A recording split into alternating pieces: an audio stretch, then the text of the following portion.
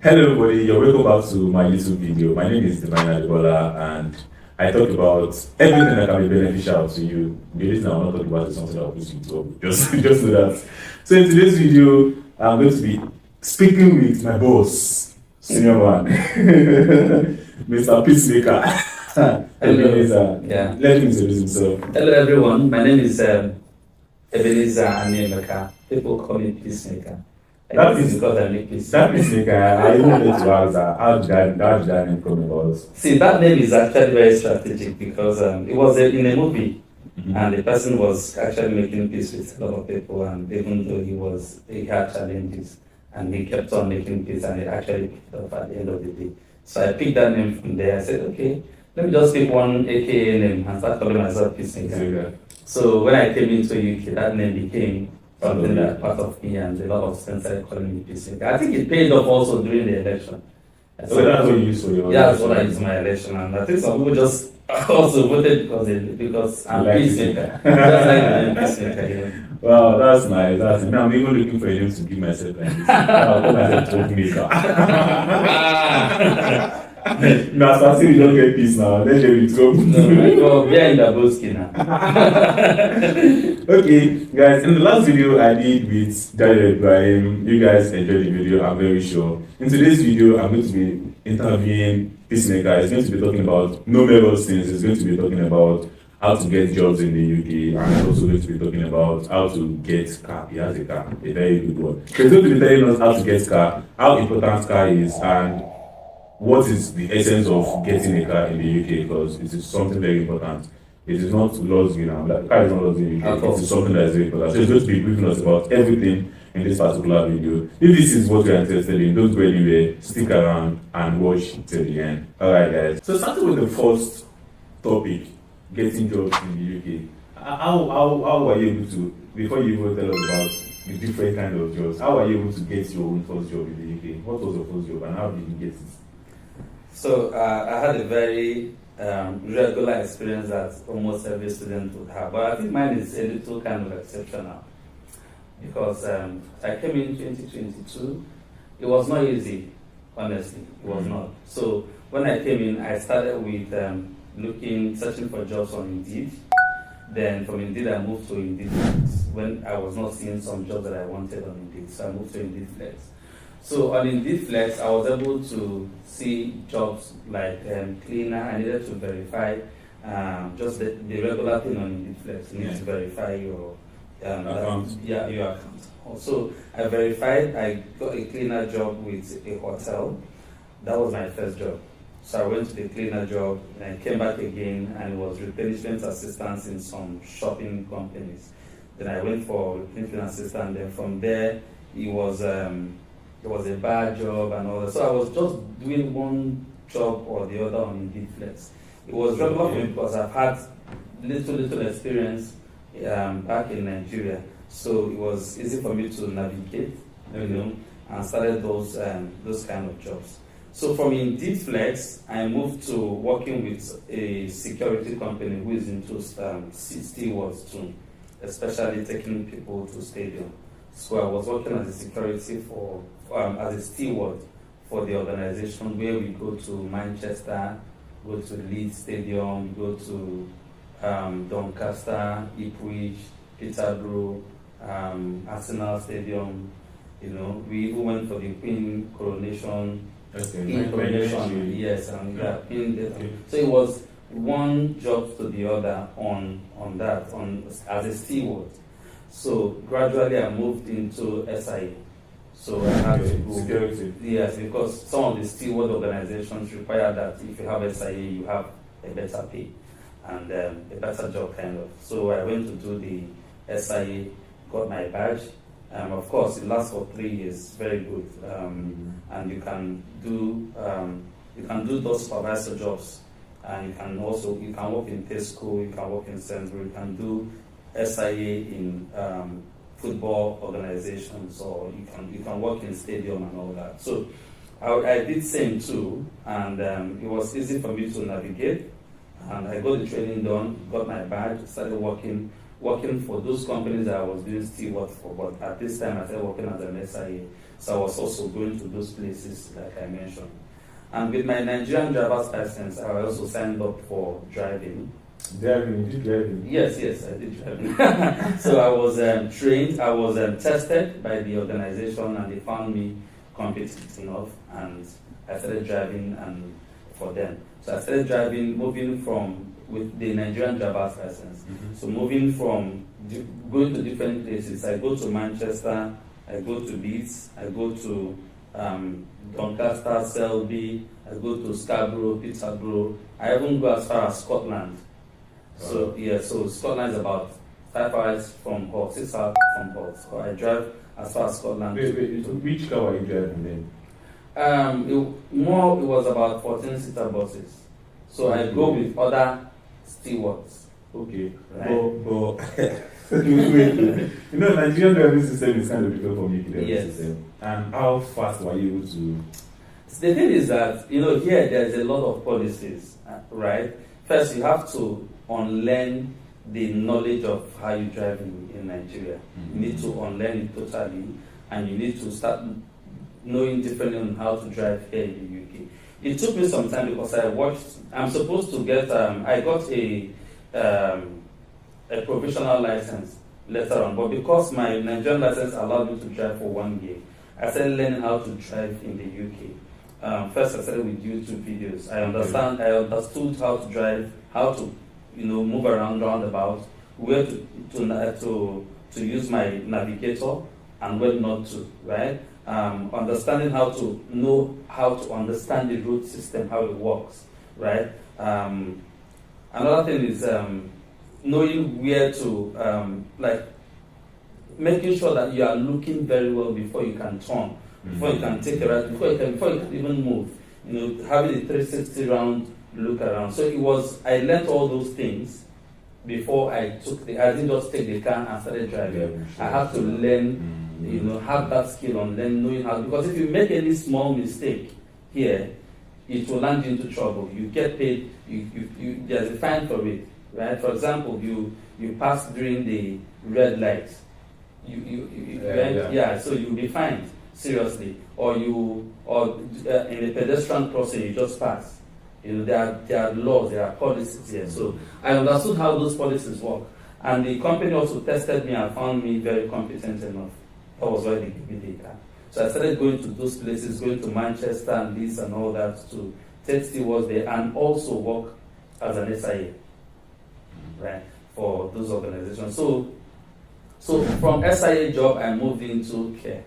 So I started working with one care organization who was they really liked me. And because I've had that experience in Nigeria where I did care for an organization, and from the little experience also that I have with my great-grandmother, so I understood how to take care of people, understand how to take care of the elderly and all that. So it was easy for me to move, and I after all the verifications, I got the job and I started working in the organization. So the organization has different care homes where I go to do my shifts.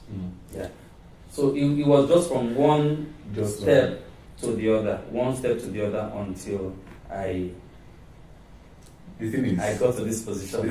First of all, I'm going to ask the current job you are doing right now. But before then, you did care, you did SI, you did steward, you did implementation officer, you did cleaner. Yes. You said you had job in UK. There's remaining. No, in fact, the thing is that so it is not something to be ashamed of doing because there's dignity in labor. Here, right?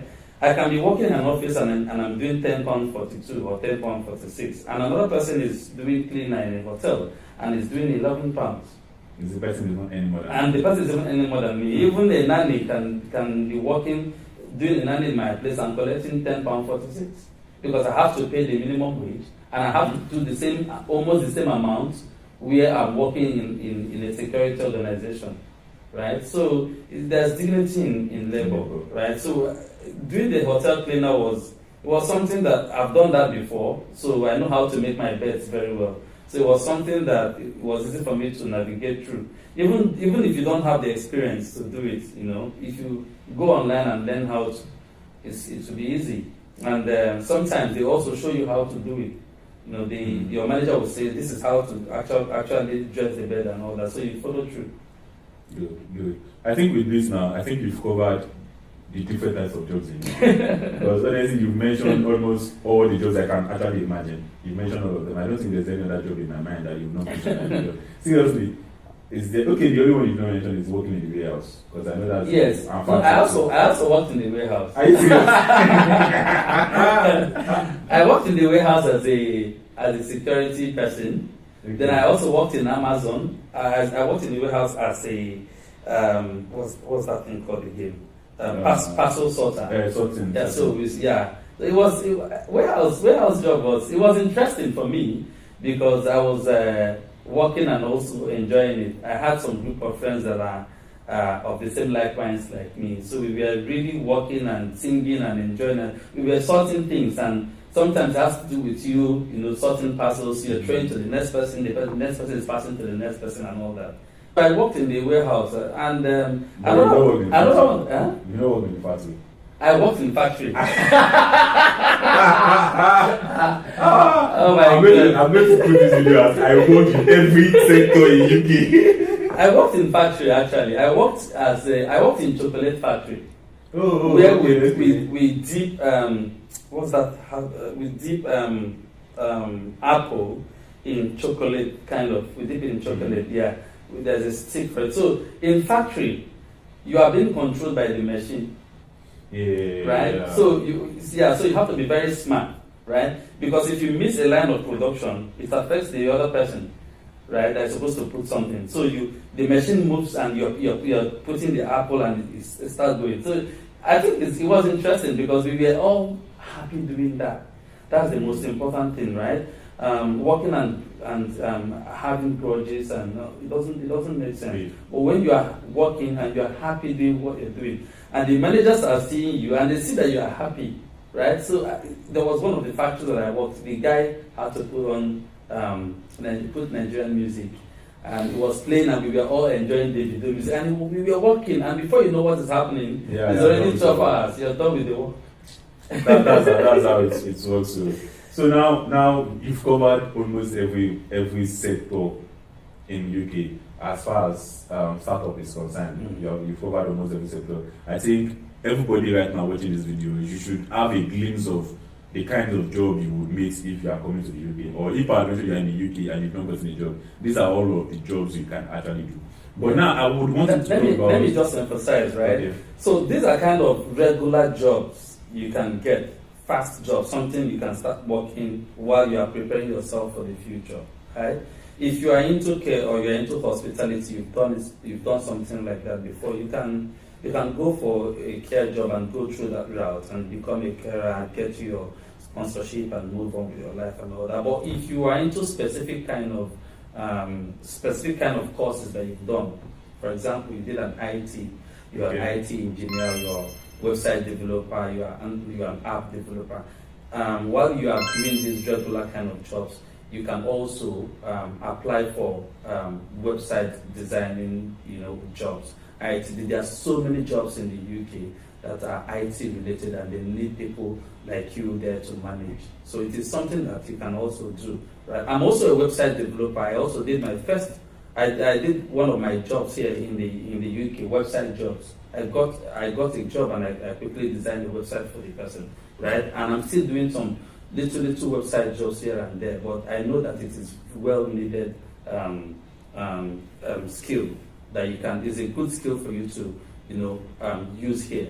Also, if you are into, I don't want to use care because care and healthcare, they are all overrated. But if you are an engineer, right, and you are you did some professional kind of courses, some like marketing skills. If you have very good skill in marketing and you have very good skill in sales and product design and product development, honestly, there are jobs there, right? But because we needed to say, when I came in, I wanted to settle down and I wanted to start working immediately just to, earn a living quickly and save some more amount that I already have, cut out for school fees and for other expenses. I needed some extra. So that was why I started working. So you can also get those kind of jobs if you put your mind to it and apply. But for now, the regular ones you can start doing are these ones that I just mentioned. Oh, good. So now he has mentioned all of the jobs, customer care, all of them.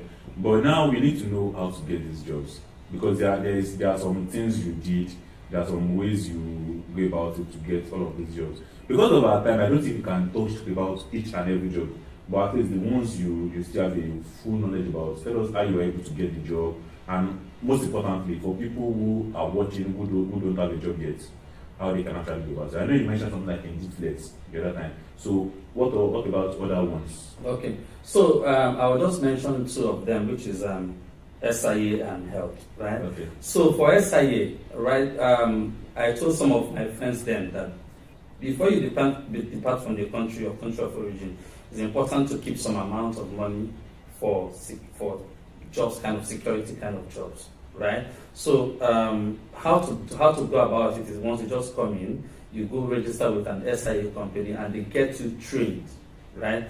Some companies is about £400, some are about 300, some are doing about 500, depending on the company that you register with, right?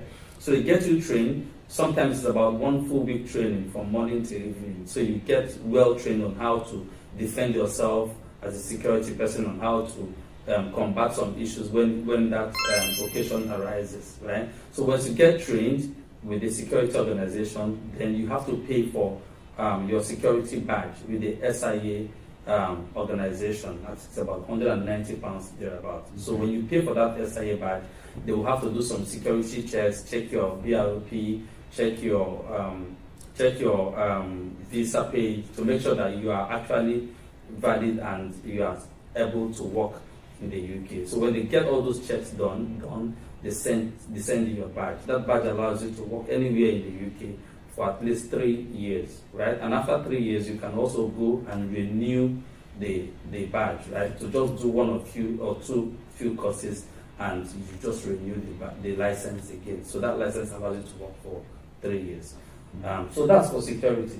You said you do training. How far will the training fee? How long is the training? Yeah, so the training is 1 week. So depending on the organization, right? Mine was 1 week full training, and I paid £400.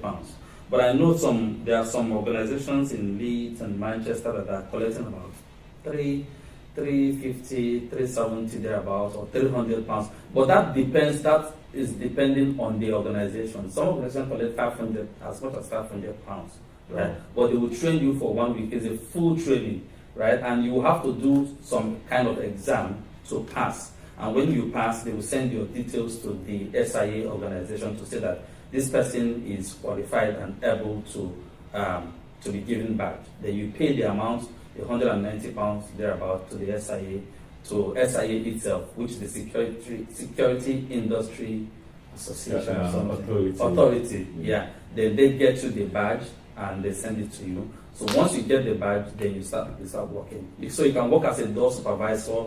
You can work as a security in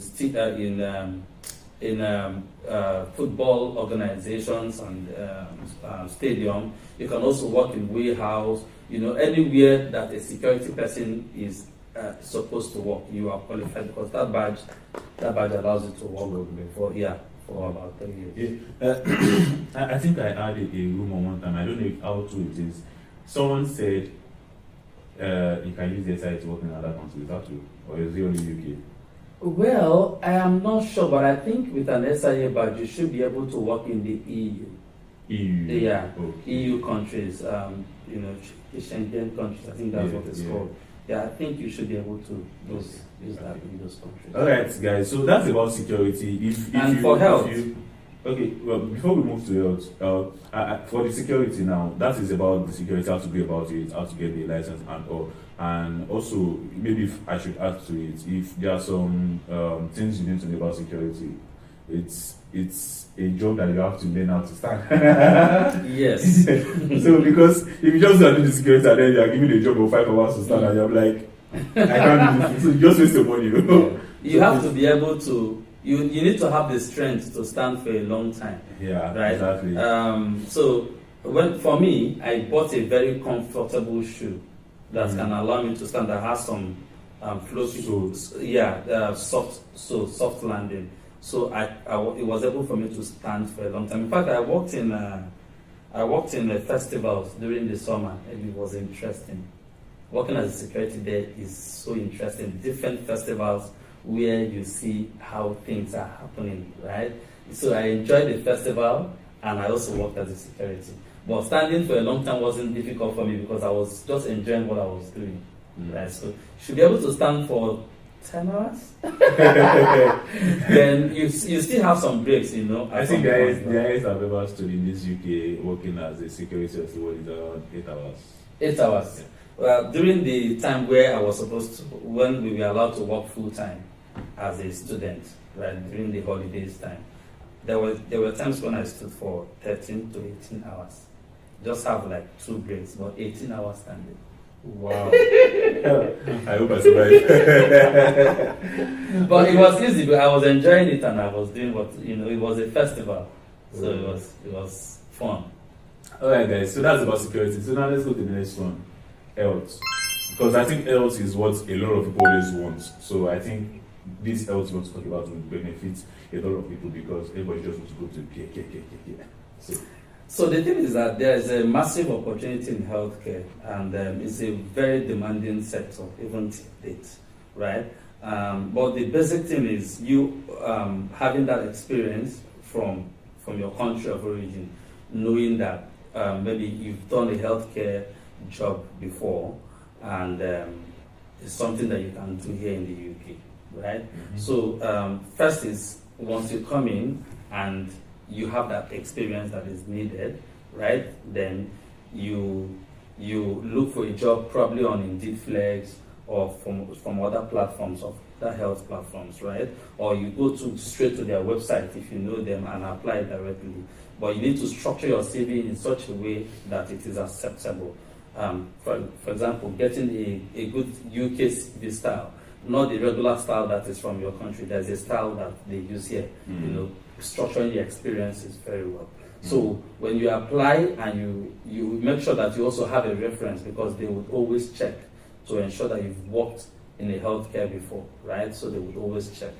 So after they've done their checking and they approve that you should work with them, the next thing they will do is to enroll you in training, right? Because they believe that the level of training that you have might be different in different industries. It might be different from what they expect. They train you here. There's a basic kind of training that is required. There is an advanced kind of training that is required for you to get that job. There's a health, food and safety training, basic health training, basic health awareness training, dementia training. There's a lot of trainings that organization would enroll you.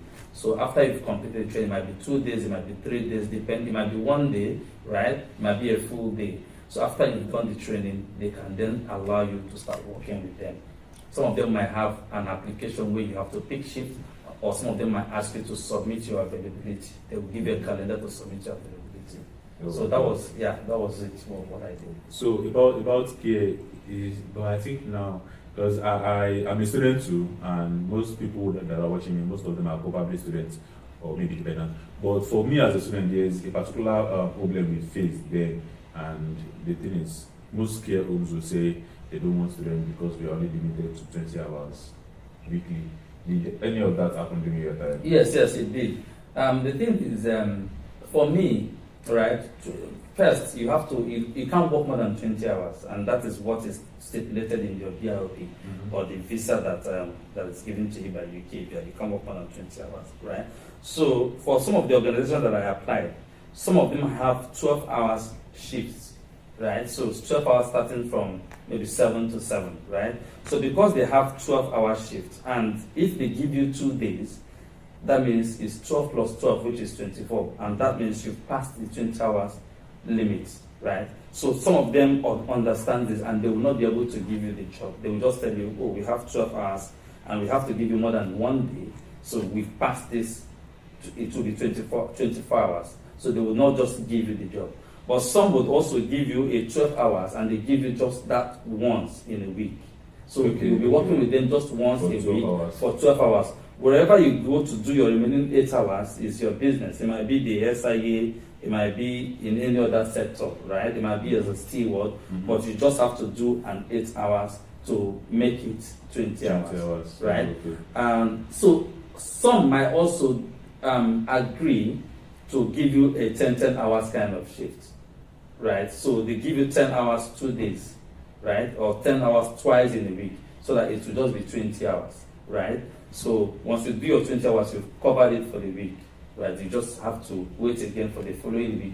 Maybe the following week they can decide, okay, we'll give you a 12 hours. So you just have to be doing and taking note of the time so that you don't exceed the 20 hours. Yes, the 20 hours as required by the law. Yeah, by the law. Yeah. So guys, it's a very strict rule. 20 hours is a very strict rule you have to adhere to in the UK so that you don't land yourself into trouble. So he has talked about the care, the health sector, and he has also talked about the security steward sector.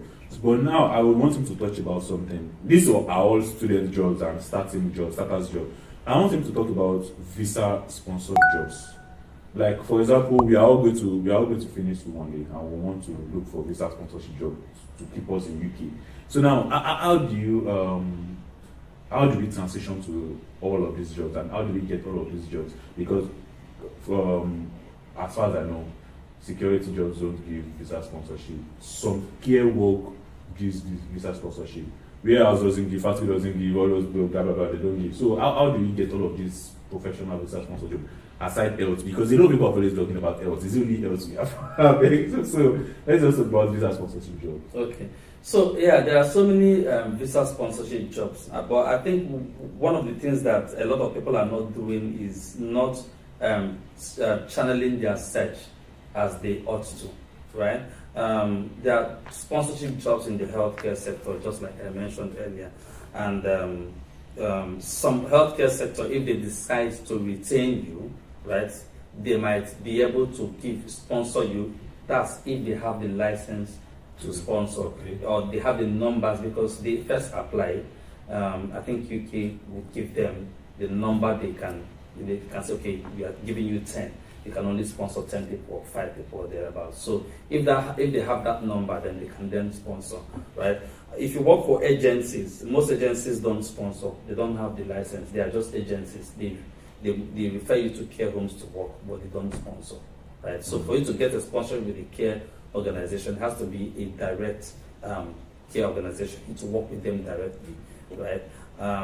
But there are some jobs that also sponsor that a lot of people are not really considering. I don't know why, but I know they are all out there. For example, if you did accounting or you did financing, right?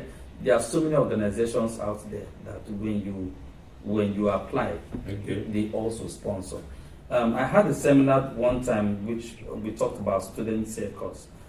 Student circles are for there is a platform where there are jobs for sponsorship jobs for students, right, of the university. So if you sign up for student circles with my university and sign up with your ID, you'll be able to see those jobs, right? You can see Shell jobs, oil companies jobs, you can see accounting jobs. So many of the big names companies, they have sponsorship for those kind of jobs, right? But if you tailor your search very well, for example, even in Indeed Flex, you say sponsorship jobs, accounting sponsorship jobs, right? You will see the top ones, the accounting organizations that sponsor, right? Just that they will have some kind of requirements, some kind of experience, level of experience, if you've had them from the country of your, your country.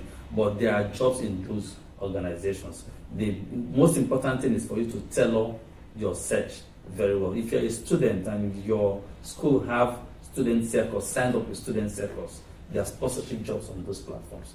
If you are not a student, you can apply directly with those organizations. And during the interview or during the first phase of interview or during the first phase of application, you ask the direct question: do you sponsor? If they say no, you just move on. If that is what you want, you just want sponsorship, you just move on to the next organization. Right? Don't try to apply and think that they sponsor and so you don't waste your time. So they don't waste your time. Yeah.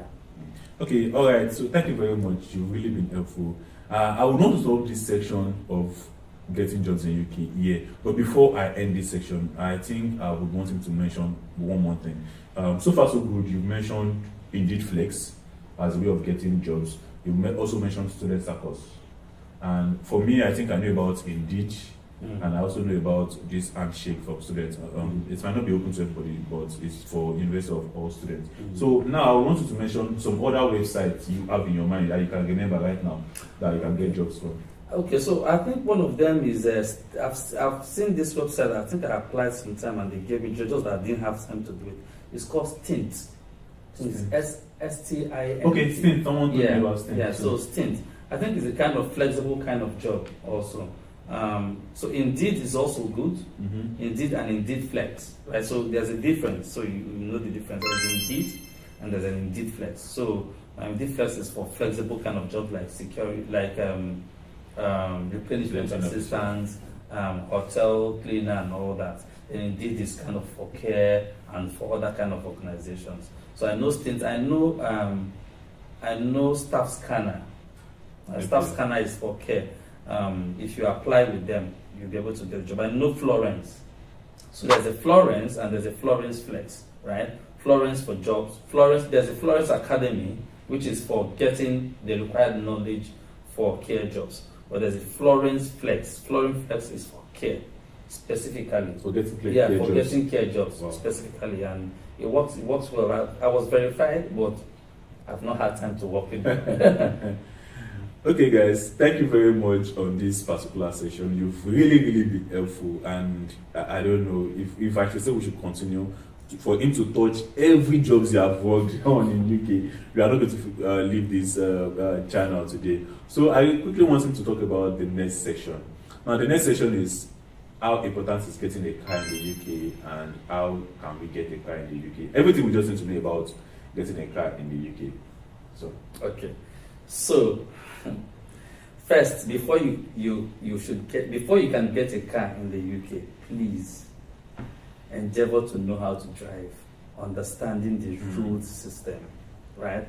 I will advise you to sign up with a driving instructor, and at least for a few hours, and understand how to drive in the UK, because if you make any mistake, you are in for it, right? And it can even go as far as taking you to court if you don't respond to requests, right? If you don't respond to their letters and all that. But yeah, so if you have the money to buy a car, at first car is cheap, right? Quite cheaper than the place I'm coming from. The most important thing in the UK is not getting the car, it's getting the license.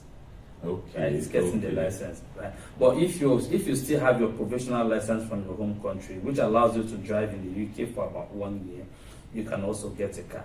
Now, before you buy any car in the UK, the first thing you're supposed to, depending on the website you're buying from, you can buy from Auto Trader, you can buy from Facebook Market, right? Okay. You can buy from, you can walk into a regular shop and get a car, right? You can get cars as cheap as £1,000, £700, £600, depending on where you're buying from. I think my first car was about £700. Yeah, it was a very neat car, very smooth to drive car. Yeah, so it was a Vauxhall, right? So before you buy a car, it's not about you knowing the brand of the car, because most of the cars here are good. But the first thing you are supposed to check is an MOT, right? You check the MOT to check if it is valid to be on the road, right? If the MOT has expired, please don't buy the car. Never you buy a car that the MOT has expired. Also, I will advise you to never buy a car that the MOT is near expiry. Okay. Especially because the person selling the car might know that the MOT is close to expiry, the car has an issue, and he wants to sell it off. Right? So you not push it on your head. You not push it on your head. You will not start bearing, after you buy it, that's when the main problem will start. Right? So then you now start struggling to take it back and get your money back. Is a whole lot of struggle. So if a car MOT has about 3 months to expire, I would advise you not to buy. Even at 4 months, I will advise you not to buy. So if you check and the MOT was just done recently, like a month ago, 2 months ago, is still good, right? If you don't trust who you're buying from, right, and the MOT is close to expiry, I will advise you to speak with the person that is about to sell the car to go do an MOT before selling the car to you. right? So that they can verify that this car is good to be Good condition. on the road, right? To check MOT is very simple. Just go to UKVI website, type MOT check UKVI. I think the government website carries that whole information, and you check it. You can also check the history. So if you are checking an MOT and you are seeing a lot of faults in the history, let's say 2022, it had about 11 faults, which was fixed. 2021, it had about 15 faults, which, very long history kind of faults. I don't think you should go and buy it, because if you buy it, you would also experience that same problem, right? So always check very well before you buy. The second thing is, once you purchase the car, let's say you check the MOT, it is good, you've checked everything, you've bought the car, you like it, you've tested it and everything, you are ready to drive. Please don't move that car out of the place you bought it without doing a license for it and without doing an insurance for the car. You must have to insure the car before it goes. I'm telling you from experience. You must have to insure the car before it moves out of the place, an inch out of the place you bought the car. You must have to do a tax. You must have to tax the car before you drive it. If you don't tax the car before you drive it and you get caught by the police, you will not just forfeit the car. You will still be penalized seriously or be taken to court. Wait, you forfeit the car? Yeah. Yes. Yeah, you can forfeit the car. If you drive a car that is not insured, or you insure the car, before you even insure the car, you have to tax it. Okay. Right? That's the law requirement. You need to tax the car before you insure it, right? So let's say for whatever reason you insure the car, you did not tax it. If you drive it, there's a problem, right? Or let's say you tax the car and you did not insure it. If you drive it, there's a problem. So don't even move the car. It's either you get detected by the police or you get detected by the camera. So camera. Yeah. See this UK system, so, man. So they have a 360 eye for everything. They see you. So if you move, they see you. The camera pictures it, captures the plate number, reads it, and verify that this car is not taxed. It becomes a problem. Okay, you buy the car, you did not tax it, you left it at home for 1 month. There's a problem also. Let's say that means you've gotten your keeper, you've gotten your your paper to say you are the new keeper, right? And you don't tax the car. After 1 month, before 1 month, they would already send you a message to tax the car. You still did not reply to that, right? They'll send you another letter, right? They will increase the amount. And if you don't tax the car, I think about 2 letters, the 3rd letter, they're taking you to court. They'll send you a court letter, right? And they'll put a fine, right? If you still don't respond, my brother, you are going straight to court. You will go to that court and you still pay the money. So please, make sure that you tax the car before you purchase it. After you purchase the car, right? Before you move it, you tax it. First, you tax the car. Second, you do an insurance. Third, you make sure that your license is up to date, right? If it is a provisional license, if it's an international license, you make sure that this license is still valid for you to drive the car. If you do not have an international license, then you need to get someone that has a license, a UK license, to drive the car. However, the person must be insured to drive that particular car. So let's say you go with your brother and your brother wants to drive the car home. You have to ensure that your brother has an insurance with that particular car to drive the car. That means you need to include your brother's name in the insurance before you move the car, right? Another thing which is very important is after 1 year, when you have used your international license, then you should be able to apply for your provisional license. And when you get your provisional license, you cannot still drive with your provisional license without somebody that has the original, that's the main license with you. If you drive alone with your provisional license in the UK, you are against the law. So you're supposed to drive with somebody that has the main license, right, to guide you while driving. Do you understand? Yeah. So that's how it works. It's just the policy. You just have to abide by it. Okay, so far so good. He has mentioned a lot of things. First of all, he talks about what you need to check in cars before getting them, and he also talked about the websites you can get cars from. You can use Facebook Market, Auto Trader, or you go directly to a shop. And also, he also talks about the essence of your license, essence of insurance, and essence of taxing a car. So all of these things are very, very important. And also, I want him to mention something which I feel like we should even mention this one first before even talking about all of these things. What is the importance of getting a car? Because in Nigeria, where I come from, cars are luxury. We just want to jaye, we are buying big cars just to enjoy ourselves and everything, you understand? Just to form class. Yeah. But I think here in the UK, nobody cares. I've seen a cleaner with a good Venza. It's not even about, no, is it Venza or it looks like a Lexus-like kind of Jeep, and I was like, cleaner.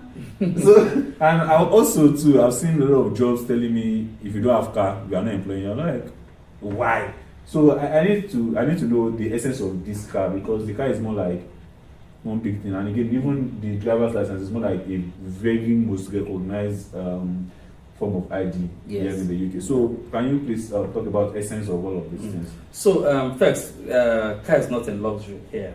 Car is much of a necessity, right? Because its mobility is what enables you to move.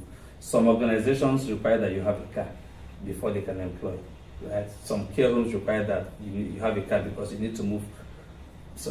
Because you need to move from one care room to another, right? So it is very, very necessary. Sometimes you need to go to somewhere and it's raining and you don't want to join the regular bus. So it's a big necessity. It's a very big necessity here. So another thing that the reasons some reasons why people buy a car also is because of the weather system. Because it's cold and it can rain at any time. It rains about 200 times in the UK, so it can drizzle at any time. So if you have a car, it's easy for you to move, especially when you have a family. You need to go to church. You need to go to some important places. It's not a luxury where you need to drive a big car and form big boy. No, right? It's a big necessity. No matter the kind of car, it might be a small car, it might be a big car. As far as it moves, right, and it's giving you what you want. For me, when I bought that first car, it was a 5-door car, right? Okay. The car that I'm using now is not 5 doors, right? Is a smaller car. It's just the one we call 1 door. Two doors. That's door side by side. Yeah, but because it moves and it's just me, right? So it's easy for me, right, to drive. So please, it's very necessary. It's very, very important to have a car here. Very, very important, right? When you have a car, you will still be working on getting your required license, right? Before you can do your theory test, then you do the practical test and all that. But it's very necessary. Yeah, especially during the cold. So because I just turn on my heater, I'm warm, I'm not facing the same thing that the regulars have to join the bus, and sometimes when you are going to a place and it will take you by bus 30 minutes to go there. With a car, it might take you just about 10 minutes. Right? Or you might be going somewhere and the bus will tell you it will take you 1 hour 20 minutes, and it's just there that you're going. But because you are going with a bus, it has to go round to drop other people before it gets to the destination. But with a car, it's just straight to the place you are going to, and it might just be 20 minutes to the place. Right? So that's why a car is very important. So I think this thing you just said is, I'm a living witness to it. There's this bus that used to take us. I work in a warehouse. There's this bus that takes us. It spends 1 hour 30 minutes. But if it's a car, it's just 40 minutes. It's there, bang bang. No stopping up and down. Sometimes the bus will even have to go to a station, pick some people, blah blah blah. And again, so that is just all about the essence of getting the car in the UK. Yeah. To be a car, okay. And if you don't have the money to buy the car, no rush, please. If you don't have that money to buy the car, you can start small. You can start with a bicycle, right? But if you understand how to ride the bicycle, there are bicycle lanes and all. You can start with a bicycle. You can also do a scooter if you're driving within your area of vicinity. You can also do a scooter. If you know how to drive, what's that thing called? A machine, right? Okay. Yeah, okay, you can motorcycle. Motorcycle, yeah. You can also buy a motorcycle, but you need to get license. You need to have a license for that also. Oh, for motorcycle? Yeah, you need to have a license for that. Yeah. So if you don't have the money to buy a car, I started with a bicycle. I moved from a bicycle to an electric bicycle. That gave some issue. I ran back to a bicycle again. Then from there I moved to a scooter, and from a scooter I moved to a car. Right. So car is very important. It's a big necessity, right, for you to have. Yeah. Okay, guys. To quickly summarize what he has said about car, what is trying to the essence of getting a car in the UK is that number one, where bus will take you to. Sometimes car will take you to the place, and bus might not get to the place. Bus will only stop at the nearest bus stop, Yeah. but car will take you directly to the place. And number two, bus moves at a strategic time, and it might be out of your own schedule. Maybe you want to leave 5 o'clock, but the next available bus is by 5:30. Yeah. So that is another essence of getting a car. If I also remember so well, you also mentioned that time management. Bus will spend about more hours. Car will only spend about some minutes.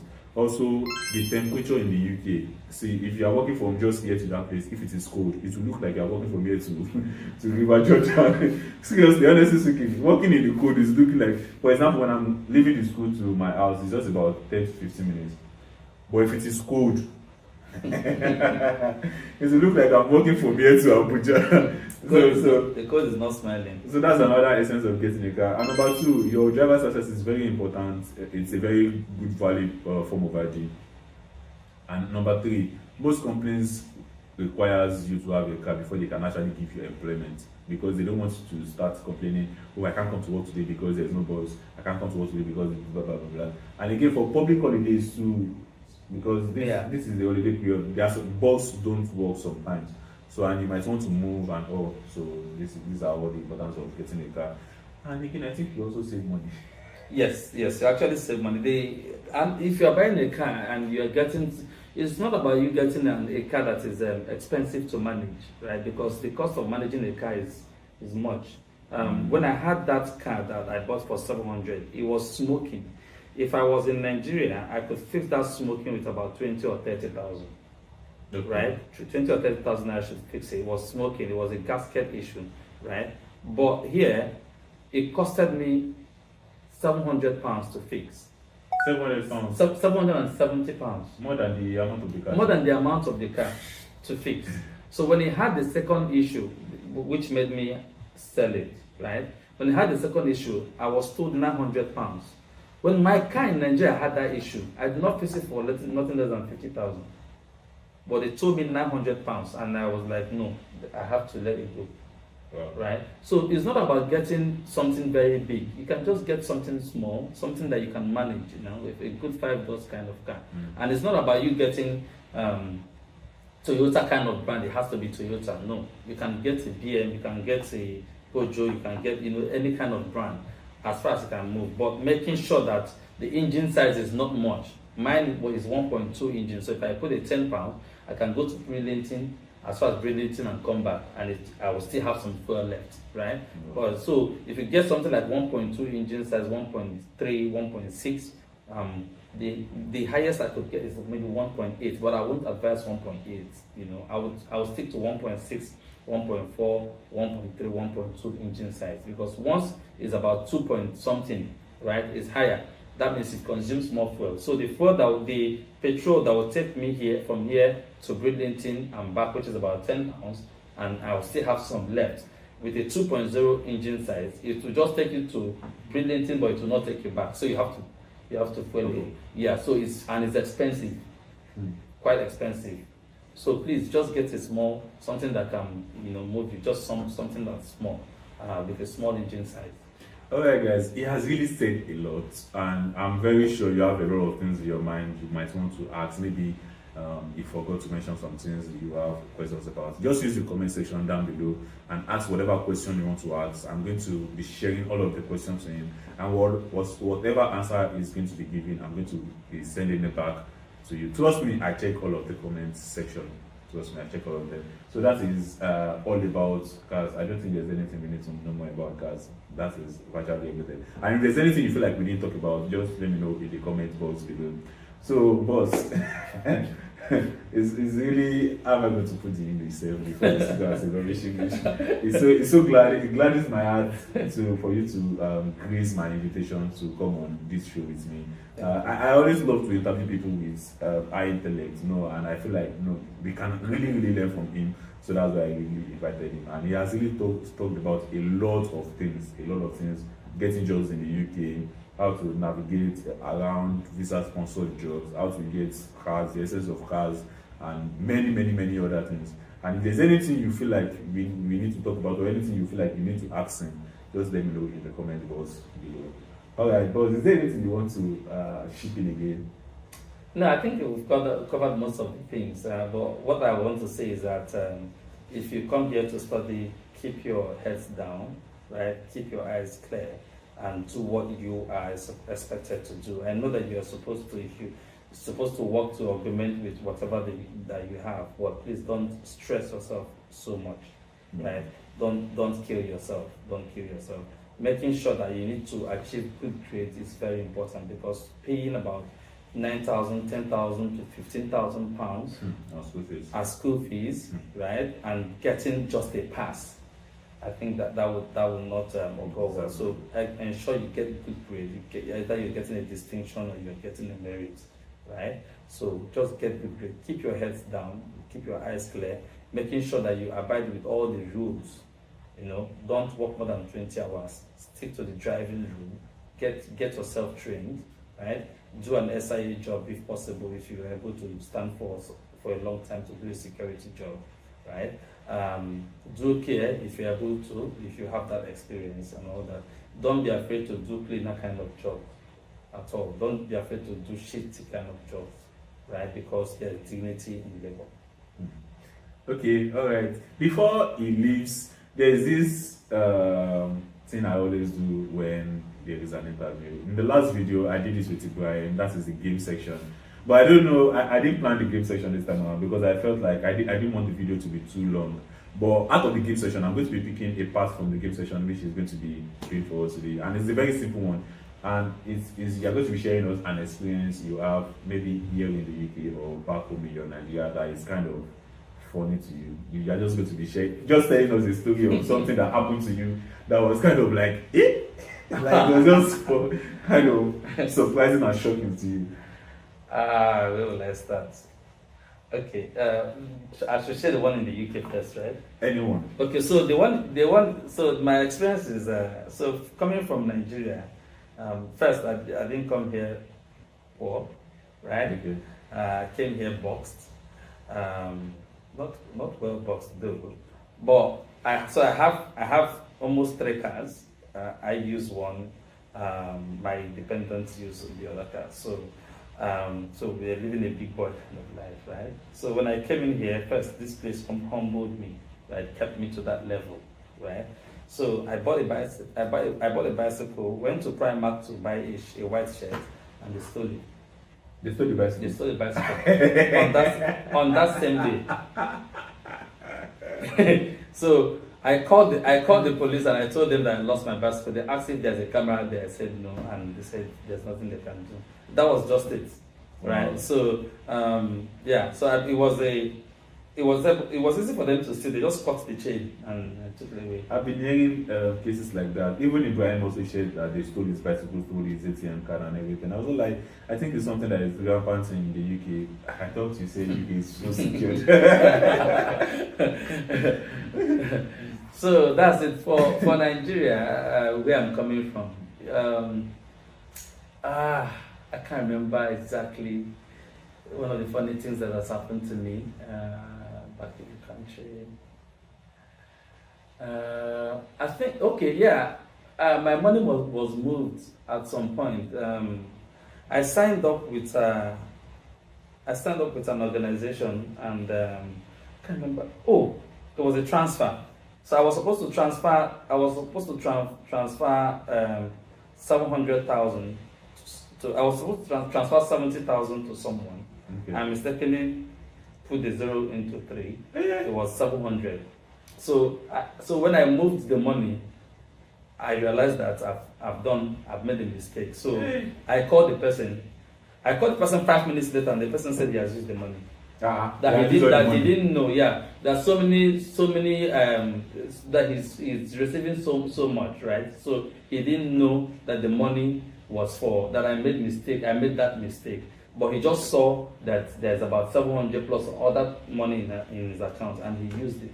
He has used it to buy something very important to him. So when I requested, they said there's nothing we can do. I called my bank. Bank said I have to follow up with the person. Right, so it was a back and forth. Wait, you don't know the person physically? No, we settled this to bank. No, my brother. It took 4 months for me to get the money back. It took 4 months, and it was not paid. Yeah. It was not paid in full. It was paid scattering the money. So it was almost useless. So when I came to the UK, I made that same mistake, and the person told me the money is later. He will give me the money. He doesn't have it now, and I called my bank. I said I was supposed to transfer this money and this amount, and I transferred this amount. It was a mistake from me. And the person doesn't want to give me the money back. It didn't take 5 minutes. They reversed the money. They reversed the whole money. It didn't take 5 minutes. I was still on the phone. They returned the money. So they said they will follow up with the person to reconcile. Yeah, I think the last interview I did with Ibrahim also said when they stole his credit card and all, they reversed all of the money. Because the guy was tapping the card, was spending the money. You know, in UK, you don't necessarily need to know my thing. Just tap and you're able to do it. The guy was tapping and buying things with his credit card and all, but he lost all of his money. Even one of my housemates shared an experience. He said he lost his ATM. Before he could notice that he lost his ATM, he has been seeing debit alerts on his phone. Somebody has been using his ATM to cash out. You know, UK now, just tapping. And he also had to call the bank, and then all of the money, it was. Yeah, so it's because of the system, right? Oh. Another thing is, please don't get sick. That's why I say I used to tell a lot of people, once you come, please, don't overwork yourself because you need to make money. Don't overstress yourself, right? Don't get sick. That is very important. The reason is that I had cough, right? I had cough, some level of cough, and it was quite intense. I went to the hospital, and they said they booked me for an appointment to see a GP. 2 weeks appointment. Imagine coughing for 2 weeks appointment. Yeah, to see the GP, right? So 2 weeks. So it was difficult. So I went to the GP. They said, oh, they were supposed to do some level of test. They booked me for another appointment, and they gave me an extra 2 weeks for me to see a doctor. I just told myself that no way. So I had to borrow myself sense. The cough can even kill you before honestly, it can even kill you. So I had to borrow myself sense to. I went to go and take garlic ginger, and there's a mixture that my mom taught me. And I took it, and 2 days the cough left. Yeah. So don't get sick because of the process here, right, they book you for an appointment because there are so many people on the queue also. Yeah. So, and when they book you for an appointment and you're seeing a doctor, don't think that they will start taking injection immediately, start administering drip, start treating you. They have to do some level of tests, and that might take some time. That is why you have to always check your health regularly, right? So, but Agbo helped me. All right, guys, should I say a recap here? So that is all about the video, Mr. Peacemaker. I forgot to mention, Peacemaker is the president of opportunities in the University of God. He's a very vibrant guy. If you mention Peacemaker in this world, God. I'm not flattering you, that is it true now. God will shake. Thank you. So thank you very much for coming to our show. I hope next time if we call you, you also comment to us. Yeah. Alright, thank you. Alright guys, bye bye. If you like my video, please click the like button. Just tap on the like button and also use the comment section and share this video to your friends. Let them benefit from this information. It's not only for you now. Let them benefit from the information. And also subscribe. Thank you very much. I love you.